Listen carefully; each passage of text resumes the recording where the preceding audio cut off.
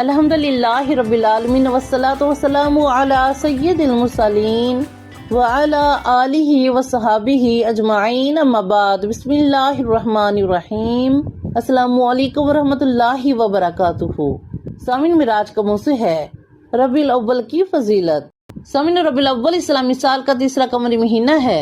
موسم ربیع الاول وہ مبارک مہینہ ہے کہ جس میں رب العالمین نے محسن انسانیت پیغمبر اعظم صلی اللہ علیہ وسلم کو رحمت مجسم بنا کر اس خاک دان عالم میں بھیجا اور ہم گناہگاروں پر بلائیوں سعادتوں کے دروازے کھول دیے۔ سبحان اللہ۔ بے شک کہ شاعر نے خوب کہا کہ ربیع پاک تجھ پہ اہل سنت کیوں نہ قربان ہو، کہ ربیع پاک تجھ پہ اہل سنت کیوں نہ قربان ہو، کہ تیری 12ویں تاریخ کو وہ جانے کمر آیا۔ سبحان اللہ۔ بے شک سمجھ، یقیناً خالق کائنات اللہ عز و جل نے ہم کو بہت سی نعمتوں برکتوں سے نوازا ہے، اور سمجھ اللہ تعالیٰ نے ہمارے لیے یہ لازم و ضروری کیا ہے کہ ہم ان نعمتوں کے ملنے پر اس کا شکر بجا لائیں۔ بے شک اور سمجھ، تمام نعمتوں میں سے سب سے افضل و اعلیٰ نعمت بلکہ تمام نعمتوں کی اصل و بنیاد سرکار دو عالم صلی اللہ علیہ وسلم کی ذات و برکات ہے کہ جن کی ولادت باسعادت ماہ ربیع الاول شریف کی 12ویں تاریخ کو ہوئی۔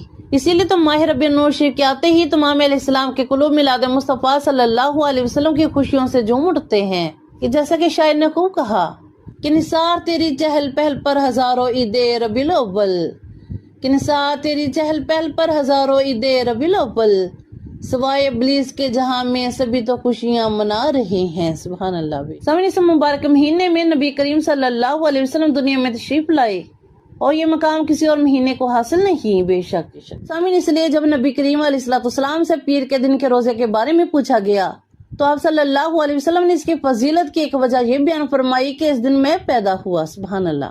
تو سمجھ، جب پیر کے دن روزے کو نبی کریم علیہ السلام کی ولادت کی وجہ سے فضیلت حاصل ہے تو ماہ ربیع الاول کو بھی آپ صلی اللہ علیہ وسلم کی ولادت کا مہینہ ہونے کی خاص حیثیت کے اعتبار سے سال بھر کے تمام مہینوں پر فضیلت و فوقیت حاصل ہے۔ سبحان اللہ۔ بے شک اور سمجھ، صحیح حدیث مبارکہ میں ہے کہ حضرت عبداللہ بن عباس رضی اللہ تعالیٰ عنہ سے روایت ہے، آپ فرماتے ہیں کہ رسول اللہ صلی اللہ علیہ وسلم کی ولادت باسعادت پیر کے روز ہوئی اور وفات بھی پیر کے روز ہوئی۔ بے شک سامعین، اس مبارک مہینے میں نبی کریم صلی اللہ علیہ وسلم دنیا میں تشریف لائے اور یہ مقام کسی اور مہینے کو حاصل نہیں۔ بے شک کہ آپ صلی اللہ تعالیٰ علیہ وسلم کی تشریف آوری یقیناً مسلمانوں کے لیے نعمت عظمی ہے۔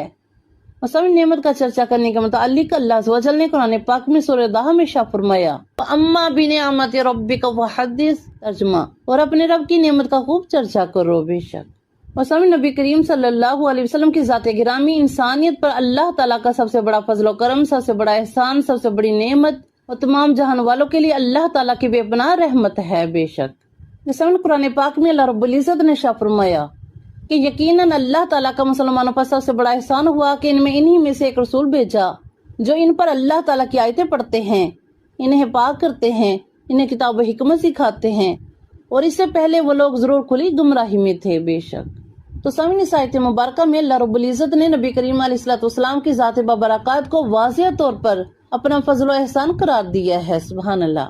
تو سامعین، ہمیں بھی چاہیے کہ اس عظیم الشان نعمت کے ملنے پر اللہ تعالیٰ کا شکر ادا کرے۔ بے شک کہ سامعین، نبی کریم علیہ السلام کا ذکر مبارک انسان کی عظیم ترین سعادت ہے، اور اس روز زمین پر کسی بھی ہستی کا تذکرہ اتنا باعث اجر و ثواب، اتنا باعث خیر و برکت نہیں ہو سکتا جتنا کہ سرور کائنات حضرت محمد مصطفیٰ صلی اللہ علیہ وسلم کا تذکرہ ہو سکتا ہے۔ بے شک نسل ربیع الاول اس کا ہے جو کہ رات دن میں نبی کریم علیہ السلام کو یاد رکھتا ہے، سال میں ایک مہینے یا ایک دن کے لیے نہیں، کہ جو شخص نبی کریم علیہ السلام کی سنتوں پر عمل کرتا ہے اس کا روزانہ ہی 12 ربیع الاول ہے، کیونکہ سامعین، آپ صلی اللہ علیہ وسلم کے دنیا میں تشریف لانے کا مقصد ہی یہی ہے کہ امت آپ کے نقش قدم کی اتباع کرے۔ بے شک کہ شاعر نے خوب کہا کہ نقش قدم نبی کے ہیں جنت کے راستے، کہ نقش قدم نبی کے ہیں جنت کے راستے، اللہ سے ملاتے ہیں سنت کے راستے۔ سامعین، انسانیت کی مدد، ان کے کام آنا نبی کریم علیہ السلام کے اخلاق کی روشن تعلیمات میں سے ہے۔ سبحان اللہ۔ سامعین، محتاجوں، غریبوں، یتیموں، ضرورت مندوں کی حاجت روائی، دلجوئی کرنا دین اسلام کا بنیادی درس ہے۔ بے شک کہ نبی کریم علیہ السلام کا ارشاد پاک ہے کہ اللہ تعالیٰ اس وقت تک اپنے بندے کے کام میں مدد کرتا رہتا ہے جب تک کہ بندہ اپنے مسلمان بھائی کے کام میں مدد کرتا رہتا ہے۔ سبحان اللہ۔ بے شک تو سامنے آخر میں دعا ہے کہ اللہ رب العزت ہم سب مسلمانوں کو بھی نبی کریم علیہ السلام کی تمام روشن تعلیمات پر عمل کرنے کی توفیق عطا فرمائے، اور ہم سب کو 5 وقت کا نمازی پابند بنائے، اور ہم سب کا ختمہ ایمان پہ فرمائے۔ اللہم آمین۔ دعا میں یاد رکھیے گا۔ جزاک اللہ خیر۔